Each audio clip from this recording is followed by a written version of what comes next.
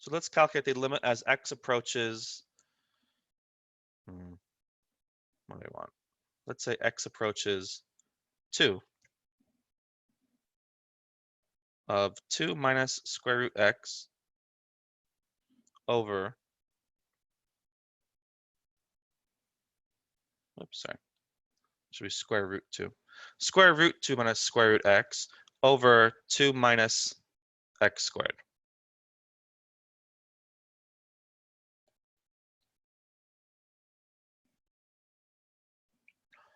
Again, notice that if I were to substitute x equals 2, right, what do I get? I get 0 over 0.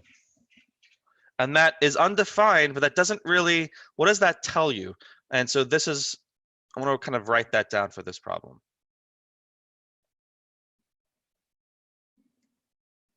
Okay, so let's note this.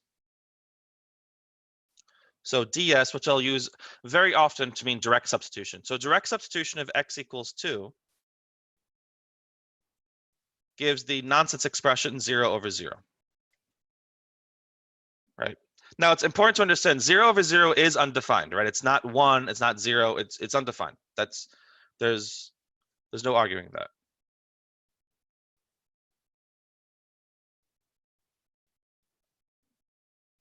Why would it be 0 over 0? Isn't 2 minus 4 equal to negative 2? But this is not 4, right? This is square root 2 minus square root 2.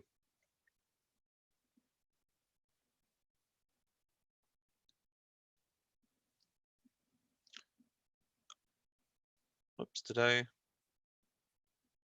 did I mess up? Oh, did I mess up something here?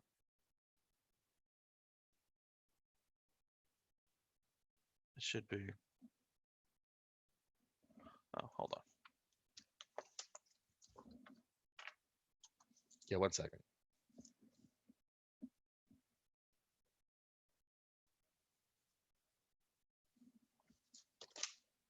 Okay, so I actually just meant to make this a 4. All right, my bad. Yeah, I did mean 4 minus x squared. I was wondering if I meant 4 minus x squared, maybe I meant the square root somewhere else, but I did mean to have 4 minus x squared. Okay, so direct substitution gives me 0 over 0. Thank you for pointing that out. And the two things I want to point out with 0 over 0, the two big things to remember are, especially because I think some students sometimes get confused with this. Just because the expression you get is undefined when you plug in x equals 2, that does not mean the limit doesn't exist, okay? This does not necessarily mean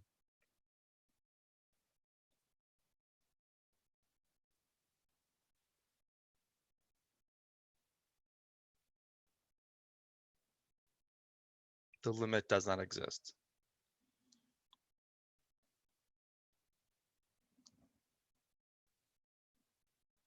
And the second thing I kind of want to bring up, 0 over 0, again, even though it's undefined, it does tell you something. Throughout this class, next lecture, we're going to be doing vertical asymptotes, then we'll do horizontal asymptotes. We're going to be seeing a whole bunch of different types of expressions that you get when you plug in a number. And each of these expressions tells you something different. So for now, what does 0 over 0 tell you? 0 over 0 tells you that there is some algebra that tells you that some kind of factor cancels.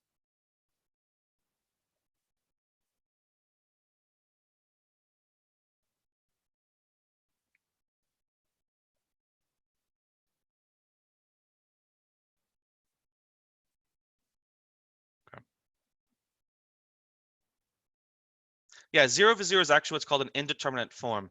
We'll probably use that term later on when we get to L'Hopital's rule, but for now, indeterminate form basically means it's a form, even though it's undefined, it also tells you nothing.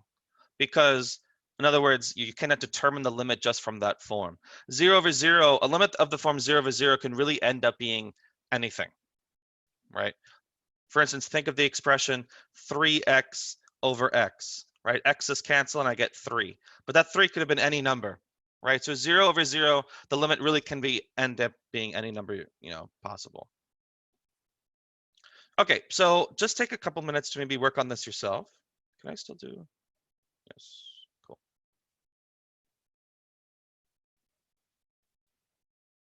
Oh, you don't get the timer. Interesting. So when we're in presentation mode, you don't see the timer. So why don't you take about, let's say, just 2 minutes a little more than 2 minutes, maybe work on this. And the idea is to somehow use algebra to cancel out a whole bunch of common factors and eventually get down to an expression you can plug in x equals 2. So the timer's already running, 2 minutes and some seconds, but you don't see it.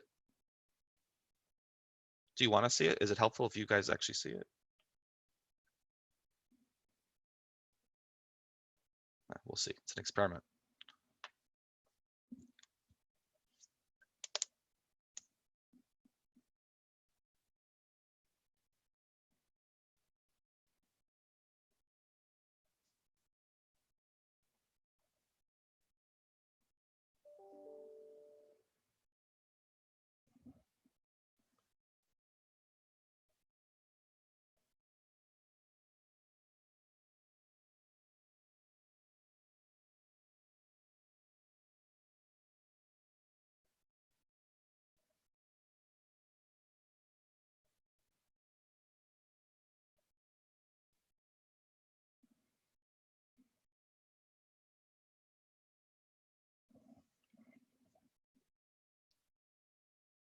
By the way, Josh, I think you're the only Josh. The Josh with his camera on, we don't actually see anything. I don't know if that's on purpose, but if you actually are trying to show your camera's not exactly working.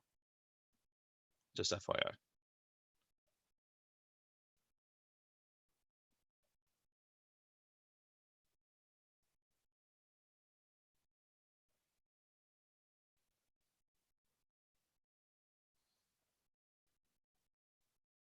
Oh, you have to end Zoom for it to work? Oh, okay, then don't bother with it. Just keep the blank screen on.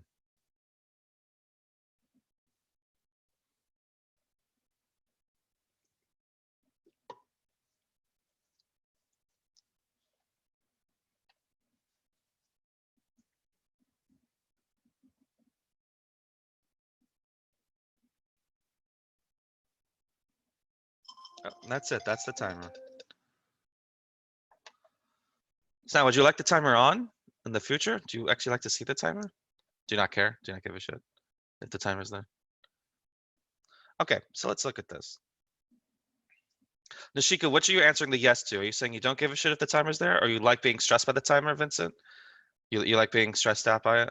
Okay, all right. So I'll put the timer on from now on. Okay, so let's look at this.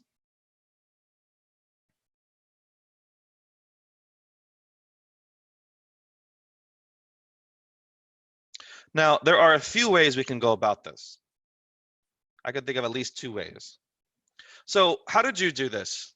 And it did freeze for a second. So what step did you take to somehow simplify this? Rationalize the numerator. Okay, so that's one step we could take. I think that might be the most common method. Another method is actually just to factor the denominator directly, but you might not, it's not as common, but I'll show you both ways anyway. So let me deal with the method that was said first, the radical conjugate. So I'm going to rationalize the numerator by multiplying the top and the bottom both by square root 2 plus square root x.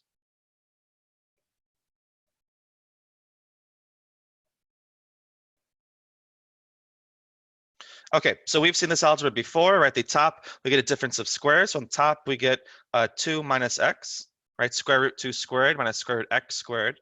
And down below, we get 4 minus x squared times square root 2 plus square root x, right? Don't forget those sets of parentheses. Also, kind of a mini tip here. Do not expand this out. Keep the denominator factored, right? Why do I want to keep the denominator factored? The goal, x equals 2, is the problem point. And x equals 2 makes the denominator 0. In other words, the denominator probably has a factor of x minus 2. And it does. I mean, we can already see that. Our goal is to cancel out that problem factor. So if your goal is to factor and cancel anyway, don't expand, right? It's very tempting for a lot of students to expand this out. Don't do it. You want everything to be factored and canceled anyway. So let me actually just write that as a tip.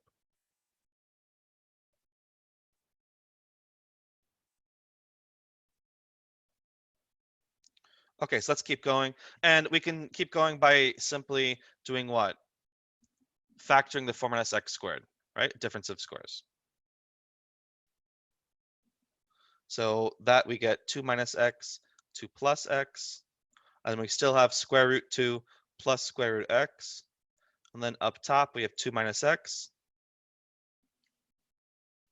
And now I can say, aha, these two factors cancel out, right? Because if x is approaching 2, if its limit as x approaches 2, x is not actually equal to 2. So I'm allowed to cancel those factors out.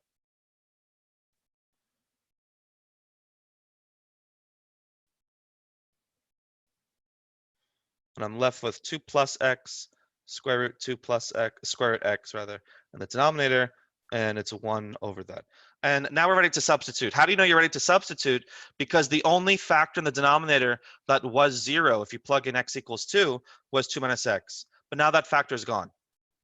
So now you know you don't have any problems with dividing or dividing by 0, right?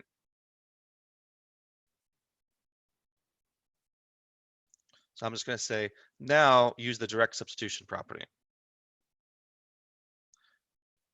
So student asks, Jake asks, can you repeat why you're allowed to cancel those out? So you're allowed to cancel these out, just like Jacqueline just said, because x can't equal x. X can't equal x. X can't equal 2, right? The limit symbol right here, x approaching 2, tells you that x is near 2, but not equal to 2. So therefore, these two factors can be canceled out.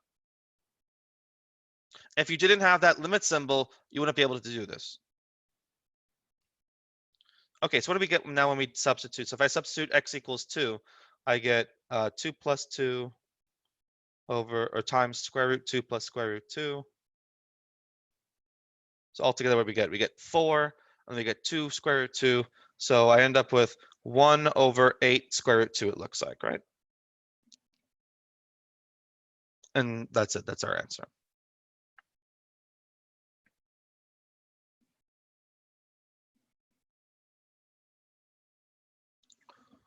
Okay, questions?